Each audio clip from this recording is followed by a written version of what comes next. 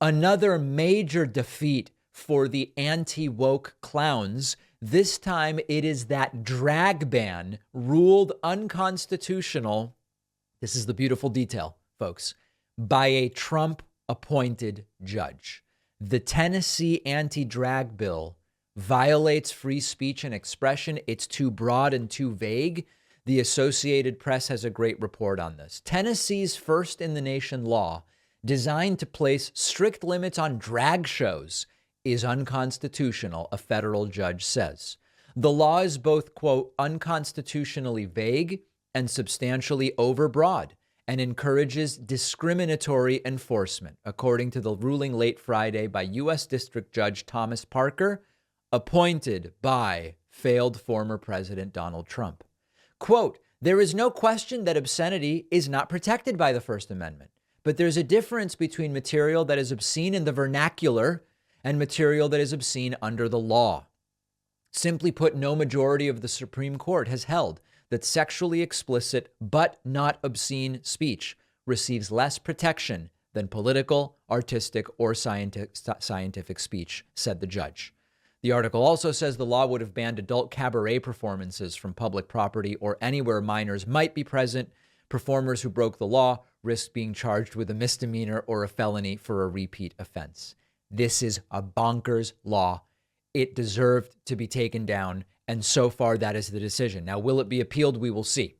But we knew, it's funny. It's important to let legal scholars and jurists weigh in on these things. But we could all see that the use of the word obscenity was being used not as it is required to be used under the law, but just colloquially. Oh, that's obscene.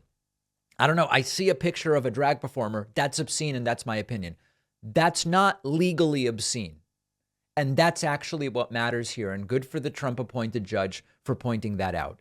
The bill is vague. It's broad. It doesn't really define what is an adult cabaret performance. What is a male impersonator? It leaves room for arbitrary enforcement, discriminatory enforcement. But the most important thing is, listen, the first obstacle is let's get a legal opinion that shows the nuts and bolts of this Tennessee anti-drag bill are ridiculous. That's step one. Step two, let's remember that it is again being pushed by hypocrites. Tennessee Governor Bill Lee, who previously dressed in drag, now says this is a danger to our children and this is the law we need. So they are hypocrites, legally problematic, hypocritical. But the zoom out, the 30,000 foot, is that this one bill is just a part of the larger wave of the anti-LGBT legislation that we're seeing in many right-wing states. It's targeting trans youth. It's banning gender-affirming care. It's limiting access to bathrooms. It's doing all sorts of different things. And it's all motivated by the right saying now it is trans people who are the scapegoats. For a long time, it was gay men. Maybe for like a week, it was lesbians. They never really were too worked up about lesbians. For a while, it was gay men. Now they're shifting over to saying the problem is trans people. And it's motivated by fear. It's motivated by misinformation. It depends on stereotypes and myths about, remember, first it was the stereotype and myth of the gay man as the pedophile. Didn't make any sense. But gay men are interested in other gay men who have gone through puberty. We're not talking about pedophilia. Now they're applying that to trans people. People are going to say, oh, I put on a wig and now I'm a woman so I can hit on little girls in a bathroom. That's already illegal. Doesn't matter which bathroom you're in.